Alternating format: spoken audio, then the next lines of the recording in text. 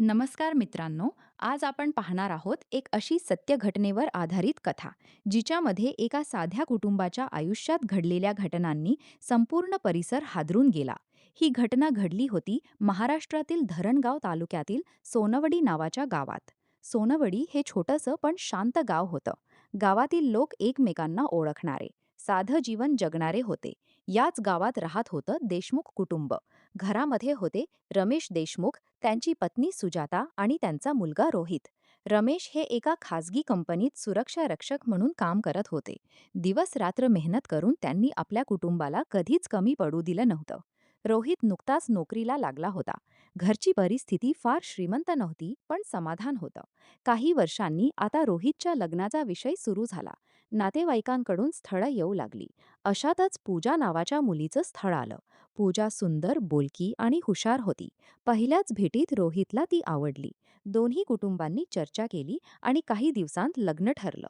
लग्न धुमधडाक्यात पार पडलं आणि पूजा सून म्हणून देशमुख कुटुंबात आली. सुरुवातीचे काही महिने अगदी आनंदात गेले. पूजा सर्वांशी प्रेमाने वागत होती. विशेष म्हणजे रमेश देखील सुनेची खूप काळजी घ्यायचे. तिला बाजारातून वस्तू आणून देणे, तिच्या छोट्या छोट्या इच्छा पूर्ण करणे, हे सगळं ते आनंदाने करायचे. पण हळूहळू घरातील वातावरण बदलू लागलं. रोहित सकाळी नोकरीला जायचा. सुजाता शेजारच्या महिलांसोबत कामासाठी बाहेर पडायच्या. घरात फक्त पूजा आणि रमेश राहायचे. सुरुवातीला साधं बोलणं सुरू होतं, पण नंतर त्यांच्यातील जवळीक वाढू लागली. गावातील काही लोकांनी देखील हे लक्षात घ्यायला सुरुवात केली, पण कोणीही थेट काही बोलत नव्हतं. एक दिवस सुजाता अचानक घरी परतल्या. घरातील वातावरण पाहून त्यांना संशय आला. त्यांनी रमेश यांना स्पष्ट शब्दांत समज दिली, "हे चुकीचं आहे. आपलं घर उद्ध्वस्त होईल," असं त्या म्हणाल्या. त्या दिवसानंतर सुजाता सतत घरात राहू लागल्या. रमेश आणि पूजा यांच्यातील संवाद कमी झाला, पण त्यांच्या मनातील अस्वस्थता वाढत होती. दरम्यान रोहितला काहीच माहिती नव्हती. तो आपल्या कामात व्यस्त होता आणि आपल्या संसाराबद्दल स्वप्न पाहत होता. मात्र घरामध्ये शांततेच्या आड एक मोठं वादळ तयार होत होतं. आणि एक दिवस अशी घटना घडली, ज्यामुळे संपूर्ण गाव हादरून गेलं. त्या घटनेनंतर देशमुख कुटुंबामध्ये सतत तणावाचं वातावरण निर्माण झालं होतं. सुजाता यांना आता आपल्या घरात काहीतरी चुकीचं सुरू असल्याची खात्री पटली होती. त्या सतत पूजा आणि रमेश यांच्यावर लक्ष ठेवू लागल्या. रमेश यांना हे सगळं त्रासदायक वाटू लागलं. घरात नेहमी वाद होऊ लागले. पूजा देखील चिडचिड करू लागली होती, कारण घरातील वातावरण पूर्ण बदललं होतं. एका बाजूला रोहित आपल्या कामामध्ये व्यस्त होता, तर दुसऱ्या बाजूला घरातील नात्यांमध्ये दुरावा वाढत चालला होता. एक दिवस संध्याकाळी रोहित कामावरून उशिरा घरी आला. त्याने पाहिलं की घरात पूर्ण शांतता आहे.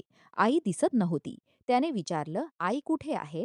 पूजाने शांतपणे उत्तर दिलं, "त्या नातेवाईकांकडे गेल्या आहेत." रोहितला थोडं विचित्र वाटलं, कारण आई कुठेही जाताना त्याला सांगायच्या, पण त्याने जास्त विचार केला नाही.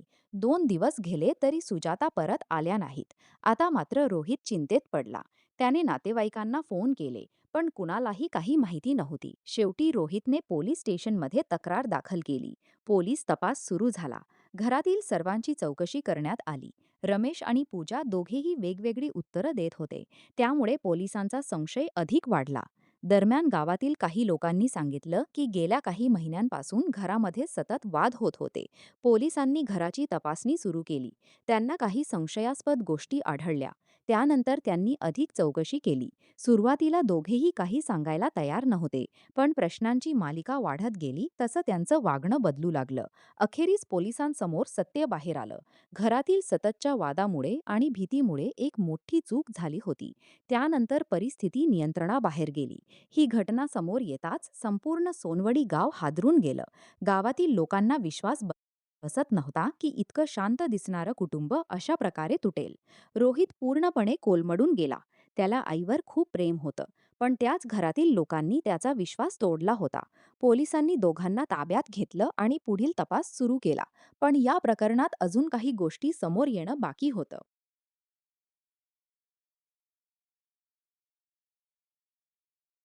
या प्रकरणाची बातमी काही दिवसांतच संपूर्ण जिल्ह्यात पसरली.